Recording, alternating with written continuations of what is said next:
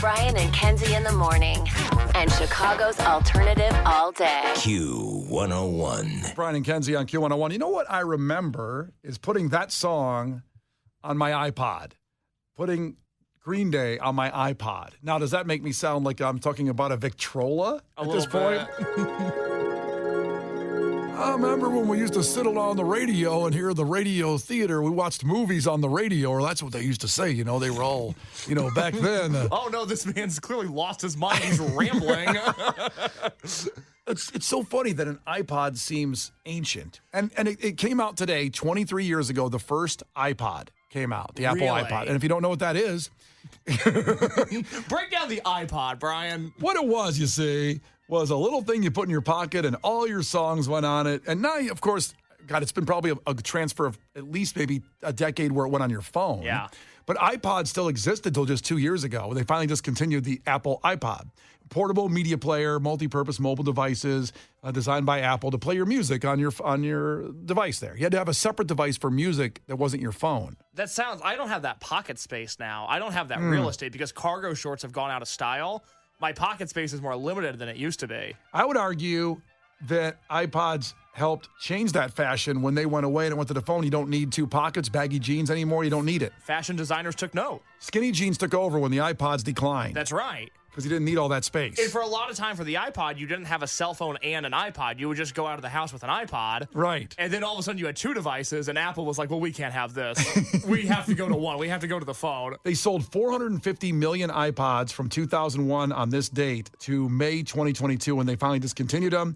They started at 512 meg. That must have been like 10 songs. Then it went to 256 gig. Now, I remember I had the Diamond Rio player before the iPod existed. That's the first portable MP3 player. I don't know what that is. That looks like a Victrola. That thing was a piece of garbage. It just was like a bigger, bulkier version with buttons on it on the front and a screen that looked dated the minute it came out. And it carried, same thing, an MP3 player. Yeah. But the iPod changed the game, of course. Did you ever burn CDs on your laptop so you could get them on your iPod? Are you kidding me? Who are you talking to here? Come on now, the king of the six-disc changer. Oh, I used to burn CDs all the time and make actually playlists for just even car rides on the CD. That's fun. Yeah. It's amazing how old this sounds. Even the thought of, I'm buying this song on my computer, but then I have to get a cord and plug in the iPod so that they can sync up so I can get the songs on my iPod. The thought of doing that now, I would rather just never listen to music again. It's funny how debate starts right away just talking this conversation. 708 said Zune instead of iPod. Of course. The Zune player, the Microsoft Zune player, competed against the iPod because every time Apple did something, Microsoft came in to compete. And actually, there's arguments saying the Zune was better than the iPod. Well, in what way? Just because of the features it had. Kind of like the Android people will say that about the iPhone. It has different features that were actually better, more user-friendly. The screen was pretty cool. Yeah. It's an argument we can have for days if we'd like to. Sorry, I'm going to join the rest of society and have the Apple product. That's just me, though. I'm telling you, the Zoom was pretty cool. And Rebecca checked in from Schaumburg and said, I just found my iPod cleaning out my garage along with my Blockbuster video card. What a fun afternoon. Yeah. Very nostalgic this morning we are. But I just remember the joy of getting the songs on the iPod to have them ready to go anywhere I wanted. And I asked this question on Q101's Facebook page, Q101 Chicago, just a second ago. Do you remember the first thing you had on your iPod?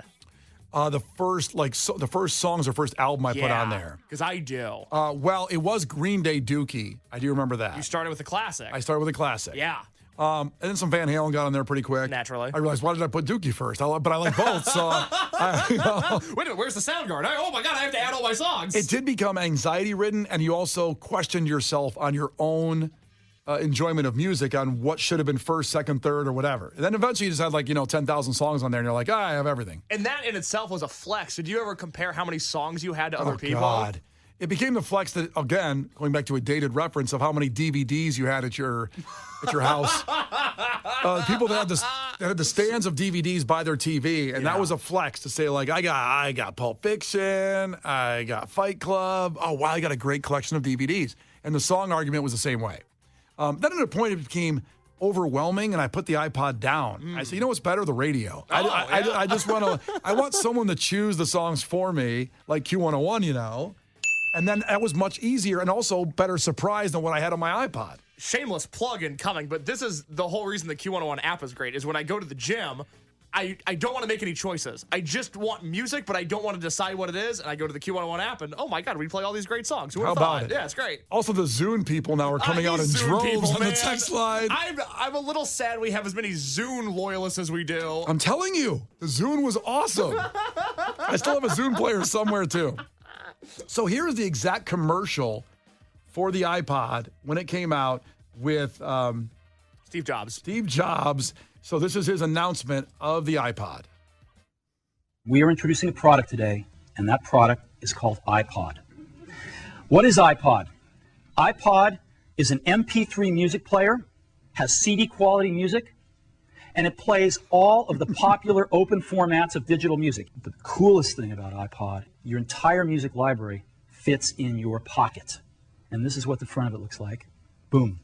That's iPod. I happen to have one right here in my pocket, matter of fact. There it is, right there. Now, it's so funny that comedian Bill Burr took that commercial and went right into people calling Steve Jobs a genius, and he did not think so. I didn't get it. I didn't get the big deal they made about that guy. When he died, they were like, he changed the world. That's insane. He changed the world. The world was one way, and then Steve Jobs came, and it was another. What did he do? What did he do? He told other people what to invent? I want my entire music collection in that phone. Get on it! Right? And then these poor, nameless, faceless scientists got to go in a back room and figure it out. How the are we going to get all of this into this? I mean, what year does this guy think this is? This is crazy. This is like Buck Rogers. Dude, my kid has a birthday in like 11 months. Steve Jobs just walking by. I don't hear any thinking going on in there. The Brian and Kenzie Show. Q101. Brian and Kenzie on Q101. Sarah Silverman calling up the show here in about 20 minutes at 9:30. And we'll have tickets to her show at the Chicago Theater coming up. So Sarah Silverman on the way. But big announcement here coming up. Wow. God bless the gravy. Brian and Kenzie's food drive has reached 19,000 meals. We're at 19,000. We just launched it on Monday. It's about 2 days old. Our goal was 30,000 meals. We're only 11,000 away. Here's what I'd like for today, if you can. Here's what I would love. If we can just get to 20,000 by the end of the show at 10 o'clock today, that's only another 800 meals. And how we calculate that is $1 equals 3 meals, because that's what the Greater Chicago Food Depository can make happen. So you guys are tremendous. I'm very, very humbled by getting out of the gate like this on our food drive. It's certainly the fastest we've ever done, without question, and helping out. So I understand asking for money is tough, but even $5 helps. $5 is 15 meals. That makes a difference. That saves somebody's life. And if you're thinking in Chicago, well, I live in Schaumburg or Naperville or whatever, I don't know. I could give to my local food bank. Well, by giving to the Greater Chicago Food Bank, they distribute to all those. Everywhere you can hear our voice, all the way through, 300 food banks they distribute food to. So you're helping your own neighborhood and city if you contribute to God Bless the Gravy. So whatever you can do, you can just text GRAVY to 312-591-8300 right now. That's the easiest way to get there. A link comes back to you, and then you donate. I think the word that sometimes we almost skip over is meal. We're not, these aren't table scraps, right? We're feeding people meals during this holiday season. And somebody like Blake from Peerless Roofing in McHenry, $105 given to God Bless the Gravy. That is life-changing for a family this holiday year. How about it? And we love shouting out our businesses that are donating too. Anybody that, is a business done pretty well, we'll give you shout-outs, free commercials for donations. How about that? But everybody that has contributed throughout the morning, even Michael threw in $189 just an hour ago. 105 came through anonymously 21 minutes ago. I don't like the anonymous thing. I know that bothers you. I put your name on it. What's your rule? If you're going to donate, especially if you donate triple digits, you better put your name on that. We are going to give you a shout out. I'm going to call you out. Yes. For your good behavior. Sounds like a threat. It doesn't sound. Listen, put your name on it. We love you and thank you. Go to Q101.com, all of our social platforms. But an easy way to do it, text GRAVY to 312-591-8300. A link comes back to you. $5, $10, whatever you can do will save a life. Brian and Kenzie. On Q101. Brian and Kenzie. On Q101. Brian and Kenzie on Q101, welcoming Sarah Silverman to the show, who's going to be at the Chicago Theater on Saturday, November 2nd. So make sure you get a ticket. There's a couple left. Go to the show. And Sarah, welcome into the show. Hello. Hello. Thank you. Hi, Brian and Kenzie. Hey, girl. Are you chilling in bed a little bit, or what's going on there? Oh my God, I'm trying to sound really awake. And like, what else do you do to pretend to sound awake? Did you run around the room, or did you pound a Red Bull? What'd you do? Those would have been smart ideas. This is probably a bad idea. I made hot water with lemon and honey. That sounds more relaxing. You're going to knock out in the I middle know. of this thing. It made me more tired. It made me very, listless. I guess this is my morning voice. No, do I sound like this all the time, maybe? I don't know. I can't tell if I'm awake or it's a dream, but please come to the Chicago Theater November 2nd. You sold me. Now, Sarah's going to get a massage on stage I know. for the show. That's pretty good. I laugh every time we run a commercial for the Chicago Theater, because they have that line in there where you say, I'm not saying all crazy people are life coaches, but all life coaches are crazy. Oh, yeah. Did you have a specific, this person's nuts, and that's why I know this? What is your life coach experience? I just find whenever I meet someone who's like, I've become a life coach, I have to make sure my face looks normal. It's never someone that you go like, yeah, that makes sense. You're so down to earth and make such good choices. It's probably like the cobbler's son has no shoes or something. But, Right. Do you ever mess up the order of that on stage? Because Brian practiced saying that 57 times before we started interviewing you, and he messed it up almost every time. I really did. You practiced? You practiced a line? I did. That's so beautiful. Well, thank you. I appreciate that gesture of care. See, Sarah, he woke up hours ago. He's awake. When do you guys go to sleep? Well, that's a good question. How many hours do you need to be this sharp? Oh, like 4. Yeah, I get about 4.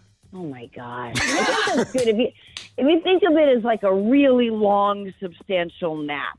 Yes. That's really all it is. It's a life for us as a series of naps. And don't sell yourself short. You're on the road. You're doing shows. I mean, I'm sure you don't get 10 hours of sleep a night. I mean, I maybe I don't, but I really am not myself unless I get 12 to 14 hours. Amen, sister. I have a very active dream life, and I have to be there a lot. Mm-hmm. It's very demanding. Yeah. We don't even know which one's real, truly. Now, when you film stupid pet tricks, how long does it take to film an episode? Because I would imagine it's tricky getting animals to cooperate. They're doing their own thing. Oh, I think we did 2 or 3 a day, and it was too many. It was too many for it to be as fun as it should be if you're going to, host a show with animals. The one where the horse rolled over and they had to censor it, that was an eye-opener. That's a little get you awake there. I've many times heard of horse penis, but you don't really hear it like that, but you know what I mean. And but I had never seen it for myself, and it really is something to behold. A lot of men like to say a baby's arm. This is like the whole baby. I'll say Brian came up with a lot of excuses after he saw that. It really bothered him. Yeah. Well, have you ever seen Tim Robinson? I Think You Should Leave. There's that show. Yes. Oh my God, it's so good. But they do have one sketch, it's a commercial for horses with tiny penises, so men don't feel uncomfortable. Well, we can't wait for the show at the Chicago Theater, Saturday, November 2nd. There are a few tickets left. And if you haven't seen, get ready for it. Someone You Love, now available on Max, the 2023 stand-up special from Sarah Silverman. I'd be come out. I need the audience. I mean, that's half of it. I have to figure out what this is, Well, listen, for all the things you've done, I still holds a special place in my heart of your cameo on Entourage when you go at Jeremy Piven and not let him into the backstage. I love that scene so much. Oh my gosh, that's not one I hear a lot, but that's right. Yeah, I remember I had to learn what Krav Maga was. All right, Sarah, thank you so much for checking in, and we'll see you at the Chicago Theater. All right, thank you so much, you guys. The Brian and Kenzie Show. On Q101. Brian and Kenzie on Q101. Time for takeaways, and Lauren's on the way in. But before we get there, I just want to say a very special moment that warms my heart. Brian and Kenzie's God Bless the Gravy, our 4th annual food drive for the Greater Chicago Food Depository. Our goal is 30,000 meals, and we've had it up for 3 full days now, I guess, or 2.5 days. 2.5 days. Not even a full 72 hours, I don't think. And we have hit 20,712 meals for the Greater Chicago Food Depository. And you did this. You did it. And it humbles me because our goal is 30,000. I'm just going to say this. Why don't we try to get that by the end of the week? And we have 4 more weeks to really help people and double or triple our goal. And do it. I want to read a couple people that have just donated here in the last couple minutes. Ryan Bedell donated $100, and he says, my mother-in-law, Bianca Ayala, just passed away 2 weeks ago. Her greatest joy in life was feeding her friends and family, so this donation is to carry on her spirit of giving. I feel like crying. If that doesn't hit you, I don't know what does, and that's what this is about. And also, Heather checked in. Cheers. It's Heather and Jeff from the London trip. They gave another $120. Love them last week. A couple weeks at the London Bears game trip we did, me and Kenzie. This is heavy, and I really mean that. When $1 is 3 meals, that's how we calculate this. That's how they do it because they can do that at the Greater Chicago Food Depository. And you're saving lives. Already, you've saved lives, and if at the very least you've made someone holidays special. You've made their holiday special. Also, shout out Ryan from Crooked Yard Peppers who donated. And when I need local peppers, I go to Crooked Yard Peppers. Those are my favorite peppers in the Chicago area. Well, listen, we say businesses to check in right now. We will absolutely give you shout outs, and we appreciate the local Chicagoans helping other Chicagoans. And when I say that, I mean the entire listening area, because the Greater Chicago Food Depository distributes food to over 300 food banks in the area. So no matter where you listen to us, whatever suburb or whatever neighborhood, you're getting help when you donate. So please do that, and let's try to get to 30,000, before tomorrow, before the end of the week. Everything you can do, we appreciate. You can text GRAVY to 312-591-8300 to donate. Perfectly easy. The link comes back to you. $1 helps. I really mean that. $1, $5 helps tremendously. All right, Case, let's get to the fun now. Takeaways from today's show. Maddie in Lombard, her takeaway: somewhere out there's an ant who went to Woodstock 99. Facts. That's true.